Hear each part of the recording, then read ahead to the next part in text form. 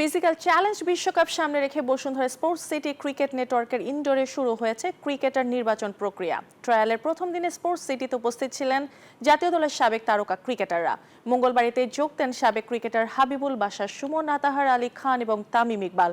এ সময় তামিম বলেন, ক্রিকেটের নারী পুরুষ কিংবা ফিজিক্যালি চ্যালেঞ্জ বিভাজন কাম্য নয়। যারা দেশের প্রতিনিধিত্ব করবেন তাদের পরিচয় শুধুই ক্রিকেটার।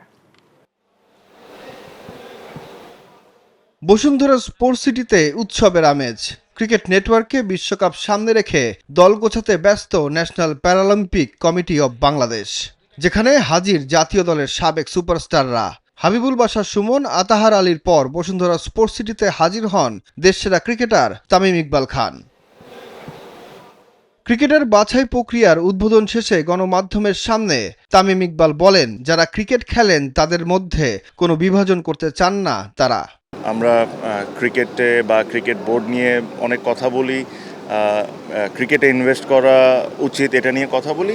আমার কাছে মনে হয় ওনাদের এখানে অনেক বেশি ইনভেস্ট করা উচিত, বিকজ ওদের চাওয়া পাওয়া একটাই, ওটা হলো তারা ক্রিকেটকে ভালোবাসে, আর ক্রিকেটকে ভালোবাসে ক্রিকেট দিয়ে খেলে।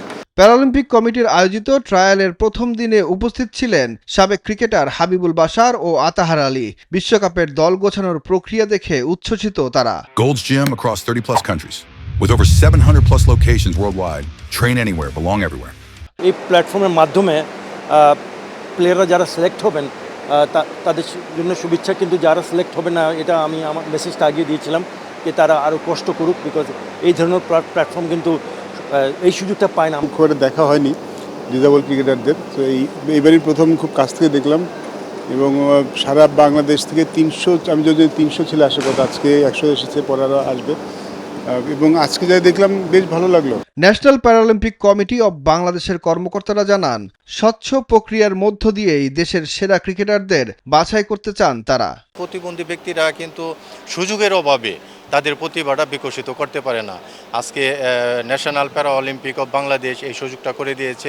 শুধু ক্রীড়াঙ্গনে না, প্রতিবন্ধী ব্যক্তিরা সর্বক্ষেত্রে আপনি দেখবেন তারা তাদের প্রতিভার সাক্ষ্য রাখে। ব্লাইন্ড ক্রিকেটদেরকে নিয়ে খেলাধুলার আয়োজন করবো এবং সেই সাথে প্যারা স্পোর্টস যেগুলো আছে সব খেলাধুলাকে আমরা আগামী 6 মাস এই খেলাধুলাকে এগিয়ে নিয়ে যাব।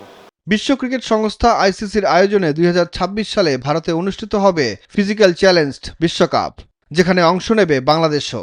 এই জন্য আয়োজন করা হয়েছে 2 দিন ব্যাপী এই বাছাই প্রক্রিয়া। সুকন সরকার, নিউজ 24, ঢাকা।